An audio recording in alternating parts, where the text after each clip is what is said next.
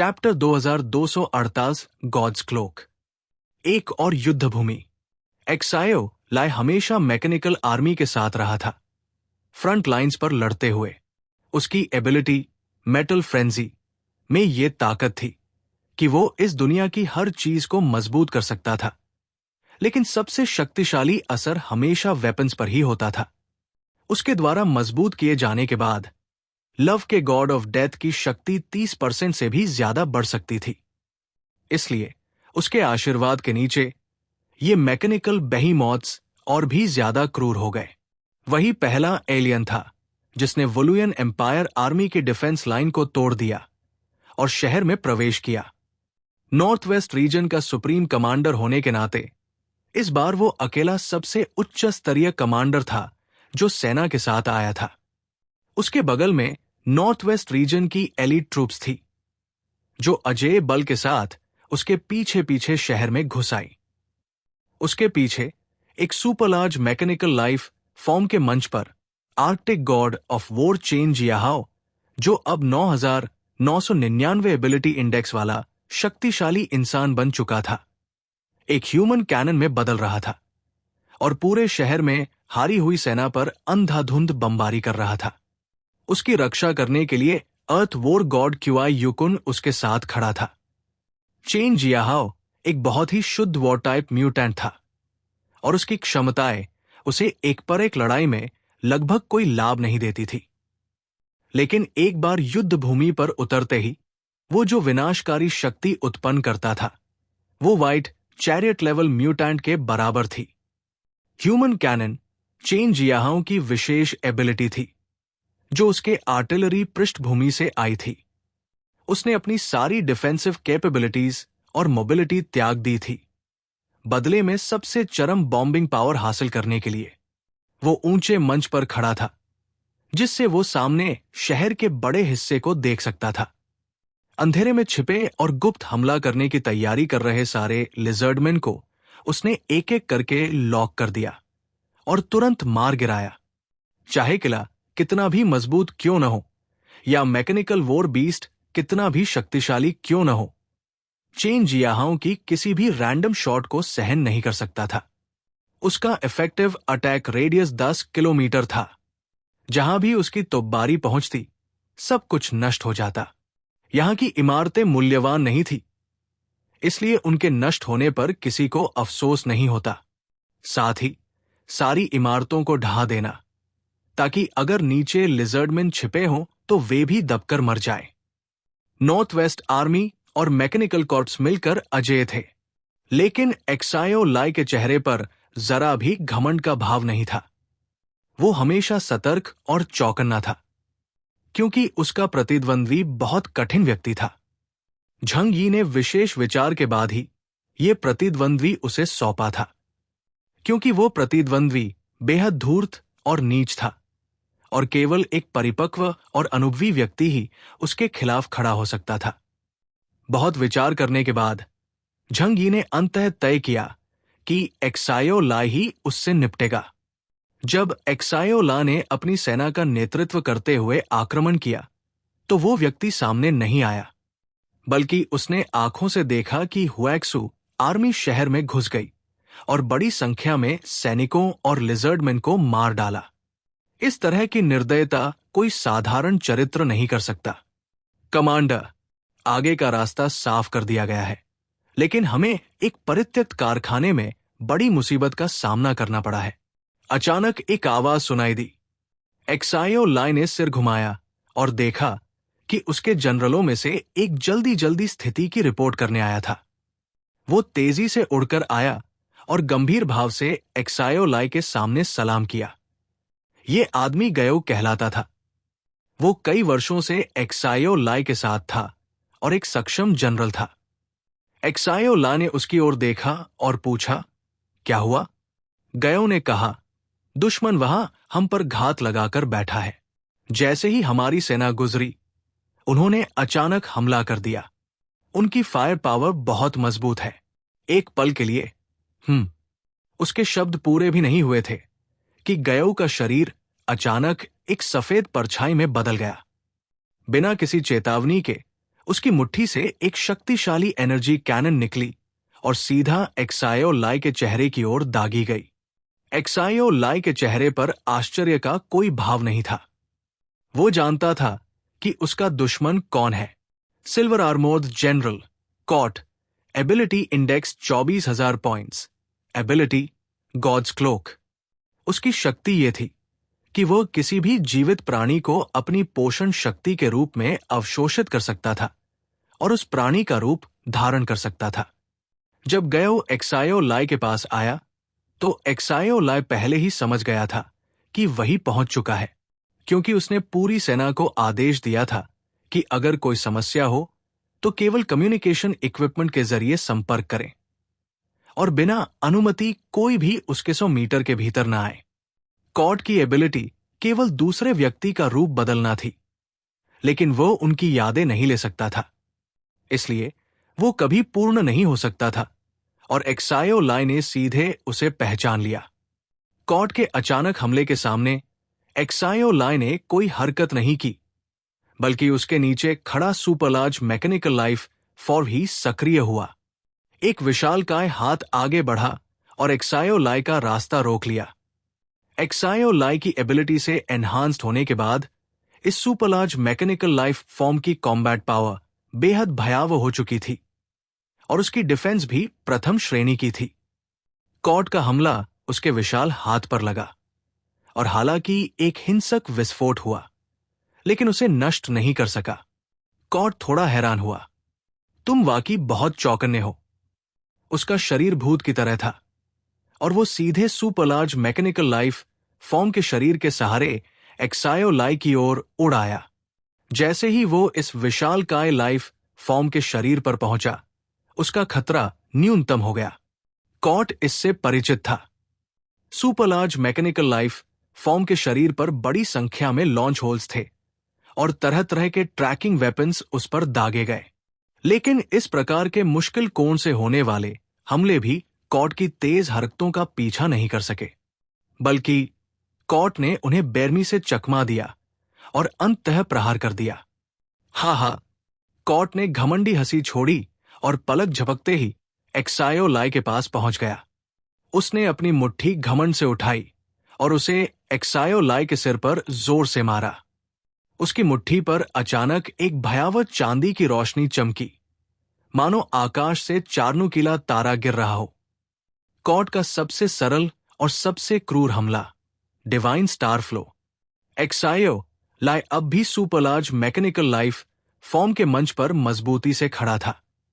उसका शरीर जरा भी नहीं हिला, लेकिन अगले ही पल उसके पैरों के नीचे से बड़ी संख्या में जंजीरें उभर आई। गर्जना, गर्जना।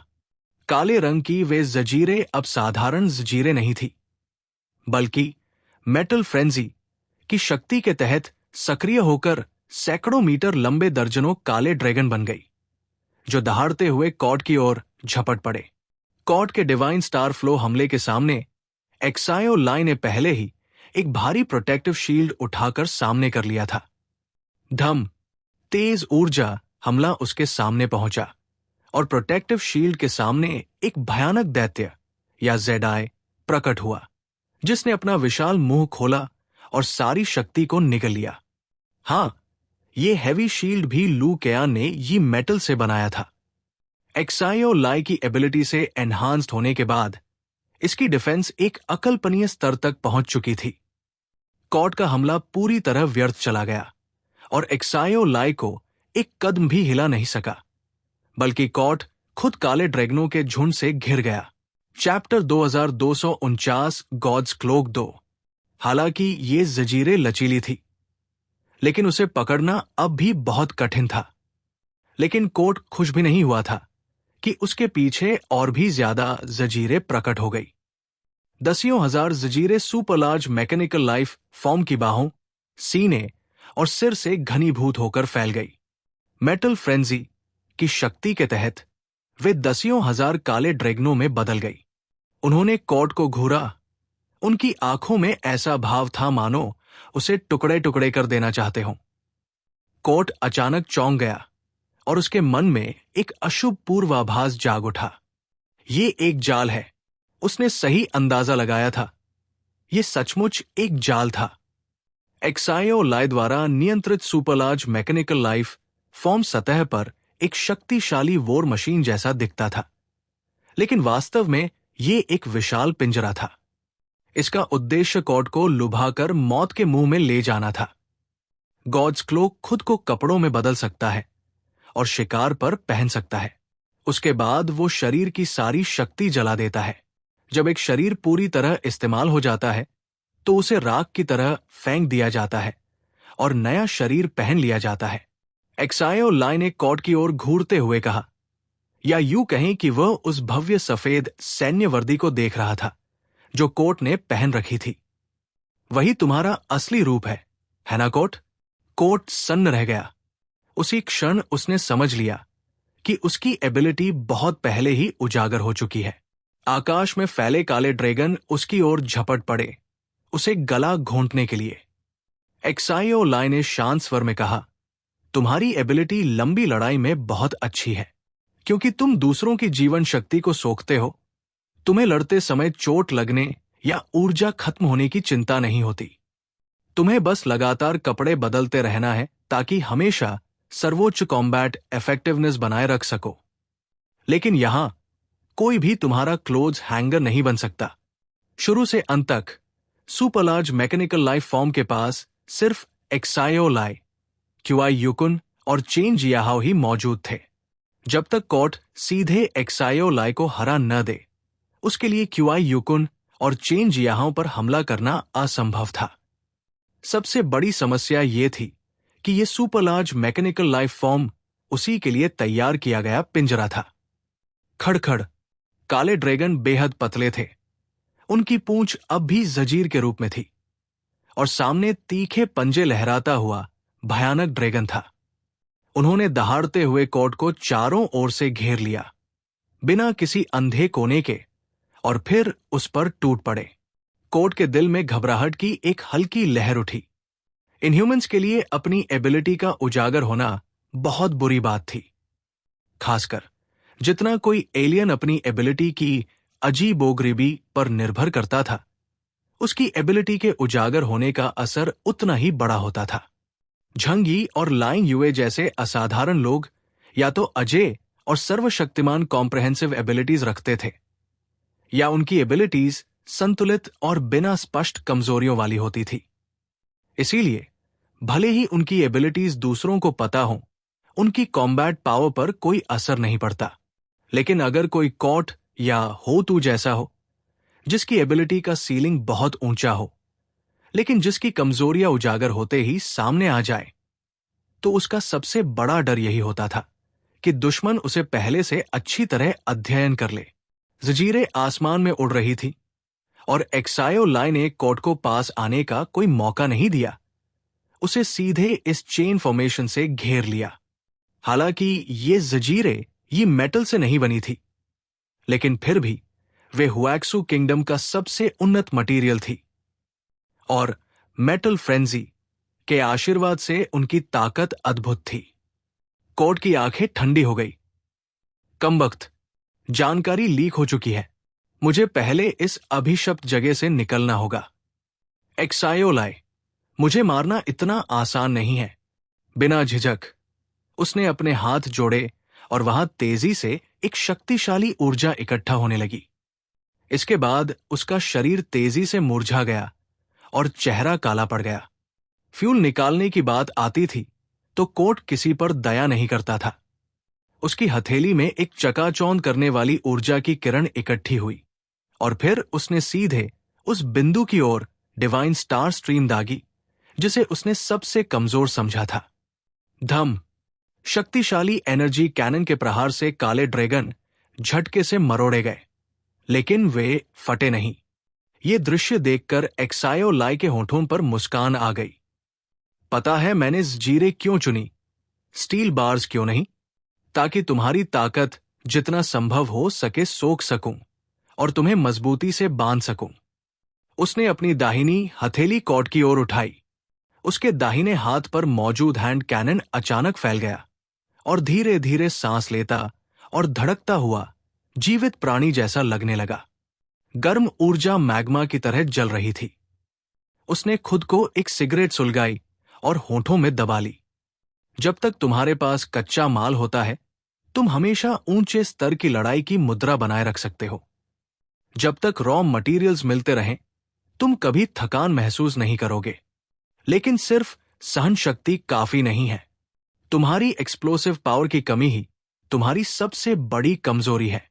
जैसे ही एक्सायोलाई ने यह कहा, उसके हाथ में मौजूद कैनन ने पागलों की तरह ऊर्जा संचित करना शुरू कर दिया। काली ऊर्जा तूफान की तरह इकट्ठा होने लगी और सामने एक शक्तिशाली एयर फ्लो बन गया। भयावह आभा ने कोर्ट को घेर लिया। कोर्ट ने दांत भींचे, होश में आया और एक्सायोलाई को घूरा। क्या जबरदस्त कैलकुलेशन है। अब जब सच्चाई उजागर हो चुकी थी, तो फालतू बातों का कोई मतलब नहीं था। लड़ना ही होगा। उसने दोनों हाथ एक दूसरे पर रख दिए और इस शरीर से बड़ी मात्रा में ऊर्जा निकालनी शुरू कर दी। ये शरीर तेजी से सूखने लगा। एक शीर्ष डेल्टा लेवल म्यूटेंट पूरी तरह निचोड़ लिया गया और संकुचित शक्ति इप्सिलॉन को मारने के लिए काफी थी। काले ड्रैगन की जंजीरों के हमलों से बचते हुए कोर्ट ने एक्सायोलाई पर एक डिवाइन स्टार स्ट्रीम दागा। एक्सायोलाई भी पीछे हटने को तैयार नहीं था और उसने एक साधारण लेजर कैनन दागा। मेटल फ्रेंजी के एम्प्लीफिकेशन के तहत उसकी मारक शक्ति भी चौंकाने वाली थी। दोनों भयावह शक्तियां हवा में टकराई और तुरंत ही एक विशाल अस्थिर ऊर्जा गोला बन गया जो चारों ओर फैल गया। इसी क्षण एक्सायोलाई के पीछे खड़े arctic god of war Chen Jiahao ने कार्रवाई की। उसका शरीर इतनी हद तक विकृत हो चुका था कि अब इंसान जैसा बिल्कुल नहीं लगता था, बल्कि वो पूरी तरह फ्लेश और ब्लड से बना हुआ एक ह्यूमन कैनन बन गया था। उसकी गर्दन लगभग उसके सिर जितनी मोटी हो चुकी थी और 50 सेंटीमीटर लंबी बाहर निकली हुई थी। दिखने में भयावह और डरावनी, विशाल उबले अंडे जैसा सिर ऊपर की ओर झुक गया, जिससे मुंह से गले तक सीधी रेखा बन गई। ऊर्जा इकट्ठी हुई और सीधा लक्ष्य पर दाग दी गई। धम! उसके मुंह से पीली ऊर्जा का गोला निकला। शक्तिशाली ऊर्जा से उसकी सातों इंद्रियां चमक उठीं। वो इंसान से ज्यादा एक हैलोवीन पंपकिन लैंटर्न जैसा लग रहा था। लेकिन यह हमला फिर भी अविश्वसनीय रूप से तेज था, जिसने सीधे अंतरिक्ष को चीरते हुए कोर्ट के सामने प्रहार किया। भले ही डेल्टा लेवल का चेन जियाहाओ सैद्धांतिक रूप से ब्लैक चैरियट लेवल कोर्ट को नुकसान नहीं पहुंचा सकता था, लेकिन अभी अभी कोर्ट ने एक्सायोलाई से लड़ाई की थी और गयो के शरीर से उसने सारी ऊर्जा निकाल ली थी। वो इस वक्त अपनी सबसे कमजोर स्थिति में था। समय बिल्कुल सही था और 5 पोल वॉर गॉड्स की वर्षों पुरानी भाईचारे की समझदारी के साथ ये प्रहार सीधे कोर्ट के शरीर पर पड़ा। Chapter 2250 talent. उसका शरीर एक विशाल ऊर्जा किरण से घिर गया और पहले से ही नाजुक उसका शरीर हवा में ही टुकड़े टुकड़े होकर बिखर गया। हम्फ हम्फ! गयो का शरीर राख में बदल गया और एक सफेद बैटल सूट उड़ता हुआ ऊपर गया और चक्कर लगाने लगा। यही कॉर्ड का असली रूप था। वो दूसरों को फ्यूल और कंज्यूमेबल की तरह इस्तेमाल करता है। जब एक कंज्यूमेबल खत्म हो जाता है, तो वो नया ढूंढकर उसी परफेक्ट फॉर्म में लड़ाई जारी रख सकता है। वो जल्दी ही सामने आ गया, पूरा शरीर एक सफेद रोब से ढके हुए किसी भ्रम जैसे छाया का रूप लिए हुए। अभी का अटैक उसे काफी चोट पहुंचा चुका था, लेकिन सबसे बड़ी परेशानी ये थी कि उसके आसपास अब कोई नया मटेरियल मौजूद नहीं था जिसे वो इस्तेमाल कर सके। बिना कंज्यूमेबल्स के उसकी शक्ति बहुत कम हो जाती है। खड़खड़! काले ड्रैगन्स ने चारों तरफ की जगह बंद कर दी और उसे निकलने नहीं दिया। अगर वो इन घने चेन्स को तोड़कर बाहर जाना चाहता, तो उसे एक्सायोलाई और चेन जियाहाओ दोनों के हमले एक साथ झेलने पड़ते। ये स्थिति कॉर्ड को एक गहरी मुश्किल में डाल रही थी। पैह! एक्सायोलाई ने ताली बजाई और फिर कॉर्ड को चुनौती देने जैसा इशारा किया, मानो कह रहा हो, आओ, आगे बढ़ो, आगे बढ़ो। तुम्हारे पास अब सप्लाईज नहीं है, जरा मुझे आजमा कर देखो। अगर तुम मुझे हरा पाए, तो तुम्हें एक शानदार सप्लाई का जोड़ा मिल जाएगा। कोर्ट ने ध्यान से एक्सायो लाई को घूरा और दिल में एक भारीपन महसूस किया, लेकिन वो मूर्ख नहीं था। उसे पता था कि उसकी एबिलिटी बाहरी ऑब्जेक्ट्स पर निर्भर करती है। अगर वो सिर्फ अपने असली शरीर का इस्तेमाल करेगा तो इतने तैयार दुश्मन को नहीं हरा पाएगा। तो कोर्ट के होठों पर एक टेढ़ी मुस्कान फैल गई। तुम्हें लगता है मैं बिल्कुल अनप्रिपेयर्ड हूं? कोर्ट एक नोबल परिवार में पैदा हुआ था, लेकिन उसकी हालत बेहद गरीब थी। पूर्वजों की सारी संपत्ति खत्म हो चुकी थी, बस एक बेकार सी बैरन की उपाधि बची थी। इसलिए बचपन से ही उसका जीवन कठिन था और कई बार तो खाने को भी नहीं मिलता था। तभी से उसने एक आदत डाल ली थी, कभी भी खाना बर्बाद नहीं करना और हमेशा अपने पास घर में, यहां तक कि ट्रैवल सूटकेस में भी पर्याप्त भोजन रखना। कोर्ट ने अपनी जेब से सफेद दस्ताने पहनी पतली उंगलियों से एक छोटा सा सफेद गोला निकाला। एक्सायो लाई ने गौर से देखा और पाया कि वो किसी लिजर्डमैन जैसे जीव का रूप था, कुछ प्रोटीन बॉल जैसा। ये तो मेरे अधीनस्थ, कोर्ट ने गर्दन पीछे झुकाते हुए उस अब भी मचलते सफेद गोले को 2 उंगलियों से पकड़कर कहा, और ये मेरा फूड रिजर्व भी है। ये कहकर उसने उस गोले को अपने मुंह में डाल लिया।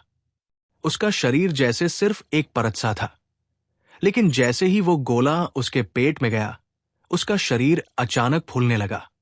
जल्दी ही वो एक शक्तिशाली लिजर्ड मैन में बदल गया, लेकिन उसकी आंखों की शैतानी चमक बता रही थी कि वो अभी भी कोर्ट ही है।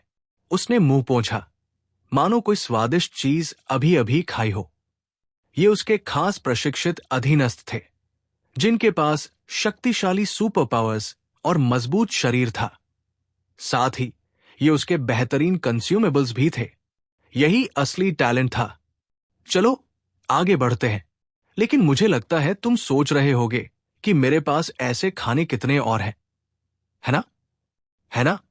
वो एक्सायो लाई की तरफ मुस्कुराते हुए देख रहा था, चेहरे पर खेलती सी शरारती नजर। ये एक सीक्रेट है, अपनी जान देकर पता लगाओ। एक्सायो लाई की हैरानी सिर्फ एक पल रही। अगले क्षण वो पूरी तरह सामान्य हो गया। ये कोई बड़ी बात नहीं थी। ये युद्ध भूमि थी और ये बुद्धिमान जीव थे। क्या ऐसी कोई चीज है जिसे 100% काबू में रखा जा सके? अंत वही होगा, हार सिर्फ तुम्हारी होगी। एक्सायो लाई के दाएं हाथ का विशाल हैंड कैनन अचानक और भी भयानक रूप लेने लगा। पल भर में वो एक काले ड्रैगन में बदल गया, जिसने एक्सायो लाई का हाथ लपेट लिया। दूर से देखने पर ऐसा लगता था जैसे एक काला ड्रैगन उसके कंधे के चारों ओर घूम रहा हो और सामने खड़े कोर्ट को खतरनाक नजर से घूर रहा हो। अगर तुम इतनी आसानी से मर जाते तो मुझे और बोरियत होती। एक्सायो लाई की ये बातें सिर्फ दिखावा नहीं थी। उसे अच्छी तरह पता था कि ब्लैक चैरियट स्तर का एलियन इतनी आसानी से नहीं मर सकता। ये एक लंबा युद्ध था, तो युद्ध ही सही। काले ड्रैगन ने गरजकर कोर्ट पर धमाकेदार हमला किया। आसमान में हजारों काले ड्रैगन चेन्स कोर्ट को जकड़े हुए थे। बाकी बैटलफील्ड्स की तुलना में ली चंगोंग दूसरे नंबर पर युद्ध में उतरा। उसकी एबिलिटीज बैटलफील्ड पर सीधे इस्तेमाल के लिए उपयुक्त नहीं थी, बल्कि ज्यादा 1-on-1 ड्यूअल में काम आती थी। इसलिए शुरुआत में वो बस ठंडी नजर से देखता रहा और पीछे से स्काउट्स पर नजर रखता रहा। उसकी एबिलिटीज शुरू में बिल्कुल उजागर नहीं होनी चाहिए थी। मैकेनिकल आर्मी के पीछे छुपकर आलसी सा इंतजार करना ही उसके लिए सबसे बेहतर तरीका था। कम्युनिकेशन चैनल में दूसरी जगहों पर लगातार युद्ध छिड़ा हुआ था।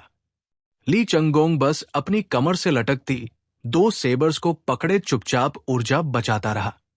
दोनों सेनाएं टकराई और लेजर कैनन ने आसमान में मीटियोर्स की तरह एक सुंदर आग बनाया और फिर जमीन पर आ गिरा।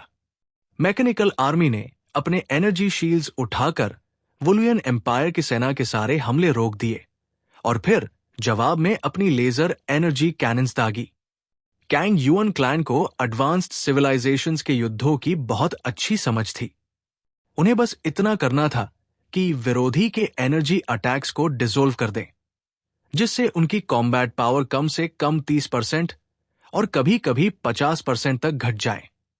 फिर वो अपनी शक्तिशाली फायर पावर से दुश्मन के बैटलफील्ड पर हमला करते और आखिर में मैकेनिकल आर्मी अपनी अभेद्य स्टील बॉडी लेकर नजदीक से दुश्मन को खत्म कर देता। युद्ध की शुरुआत में थोड़ी बराबरी रही, फिर हुएक्सू कॉलिशन फोर्सेस धीरे धीरे बढ़त लेने लगे और वोलुयन एम्पायर की सेना की पंक्तियां जल्द ही टूट गई। ये सब 20 मिनट से भी कम समय में हो गया, यहां तक कि उनका सबसे गर्वित आयरन कर्टेन भी ऊर्जा आपूर्ति की कमी और जेनिथ पर 3 सुपर बैटलशिप्स के लगातार हमलों के कारण जमीनी सेना को समय पर और प्रभावी समर्थन नहीं दे सका।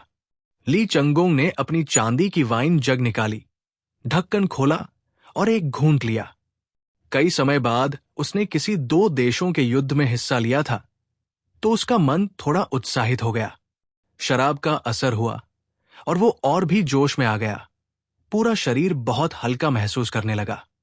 दुश्मन की पंक्ति सुनामी में बहते अस्थायी बांध की तरह थी, कंपाती और टूटने के कगार पर।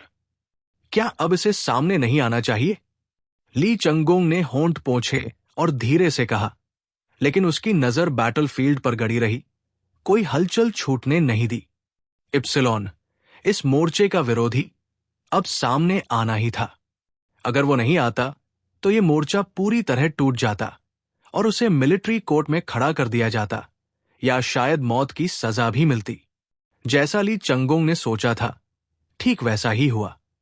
जब वुलुयन एम्पायर की फ्रंट लाइन टूटने ही वाली थी, तभी ईस्ट सिटी डिस्ट्रिक्ट की फ्रंट लाइन से अचानक गहरा धूसर धुंध उठी, मानो कीटों का झुंड आसमान में उड़ गया हो और पल भर में पूरा बैटलफील्ड ढक लिया हो। प्यारे दर्शकों, प्लीज वीडियो को 800 लाइक और कमेंट जरूर करें। देखते हैं इस बार हमें कितने लाइक्स मिलते हैं। प्लीज सब्सक्राइब करें। Thank you so much.